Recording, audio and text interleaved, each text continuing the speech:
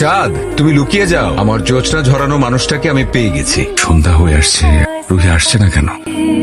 রুহিকে দেখছি না কোথাও, ওকে একটু ডেকে দেবেন প্লিজ। কি বলো বাবা, তোমাকে তো বলেছিলাম যে 7 বছর আগেও ভুলে গেছো তুমি। রুহি,